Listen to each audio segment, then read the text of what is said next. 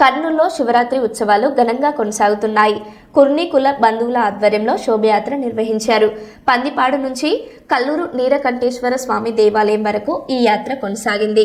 గత 10 సంవత్సరాల నుంచి ఈ కార్యక్రమం నిర్వహించామని, కలశాలతో నీరు తీసుకొని పోయి శివుడికి అభిషేకం చేశారు. అందరికీ మంచి జరగాలని ఈ కార్యక్రమం నిర్వహిస్తున్నట్లు నిర్వాహకులు తెలిపారు.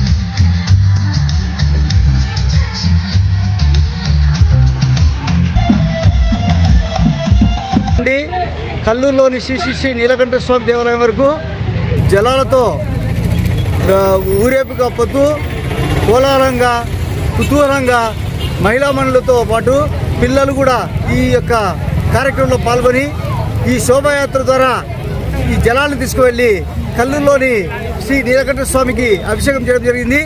ఇది 10వ సంవత్సరం. ఇది గత 10 సంవత్సరాలుగా సంఖ్య ఇది ఇంక్రీజ్ అవుతూనే ఉంది. నేను ఈ సందర్భంగా కోరుకునేది ఏమంటే, ఆ భగవంతుడు విశ్వానంతా కూడా సుఖ సంతోషాలతో అందరి చల్లగా కాపాడాలని కోరుకుంటూ, నా పేరు బందిగే వాసుదేవయ్య, కుర్ని సంఘం జిల్లా అధ్యక్షుడు.